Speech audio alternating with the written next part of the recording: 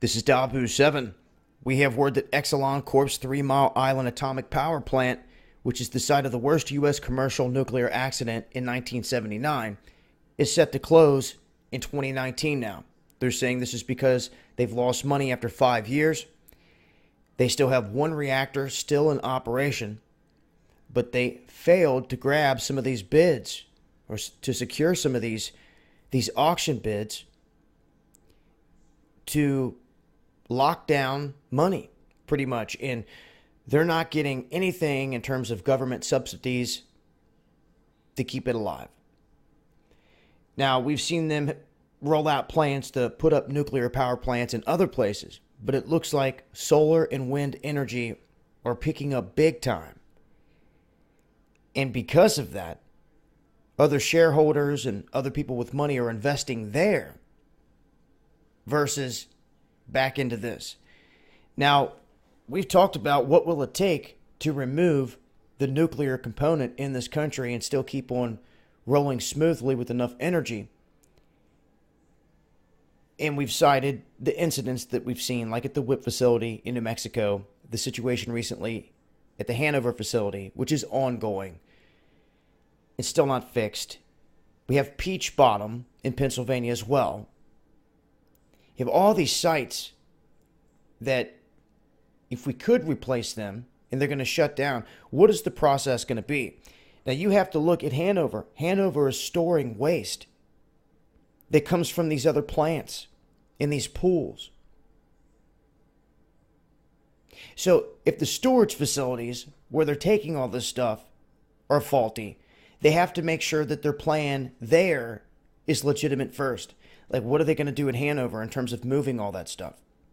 There was plans proposed to move all this stuff, but they said it was going to cost too much.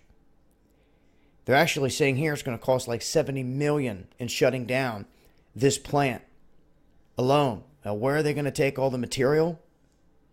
They're not stating that.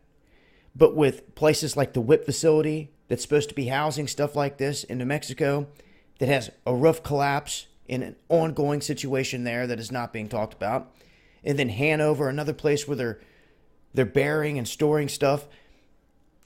I mean, where are they going to put this stuff? I mean, they have to have a solid game plan here. And every time they seem to bring one up, oh, this will last for 1,000 years.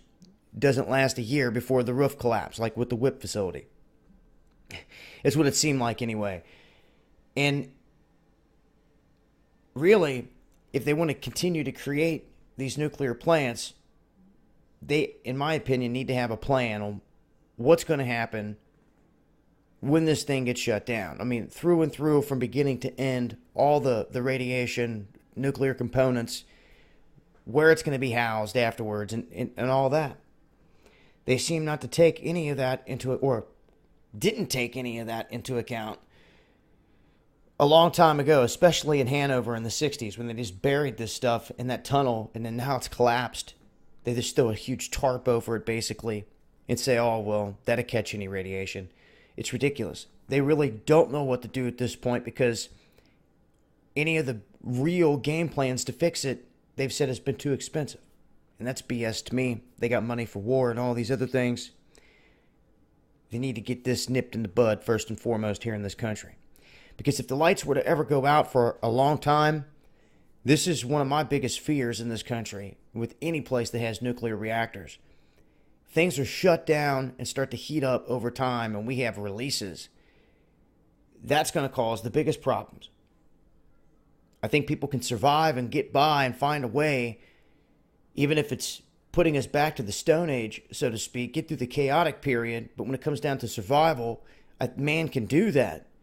But with nuclear radiation seeping all over the place, you're not. And that's a game changer, especially for the Midwest and East Coast. So to see them shifting to other sources of energy is good. The prices of solar and wind are coming down dramatically. And that's good. People need to capitalize on that. And personally, me investing in a solar generator in moving away from the gas power generator. I still have that and use that in emergency situation as well. But that solar generator has come to the rescue time and time again, just to keep the basic electronics, router, lights, little burners, everything going, and keep you up and going with electric without the exhaust needing gas. What happens when you run out of gas? You see, you have to think of things like that. I think a combination of wind, solar, and whatever other ideas people can throw in there is the way we need to go. We've talked about 0-point energy. I mean, if you can get a combination of these things going on your property and just have a little spot to store all the power and draw off of, there you go. So, nonetheless, that's the latest update in terms of nuclear power in this country, and I'll continue to update on the situation in Hanover and other disasters. Let's not forget we've got an underground fire in St. Louis that's burning, heading toward underground nuclear waste there. We have a lot of places in this country that have issues that they need fixed big time. Nonetheless, I'll leave a link. It's been Dabu7. Make sure to follow me on Twitter for the latest updates, and also check me out on Minds.com for exclusive content. Peace.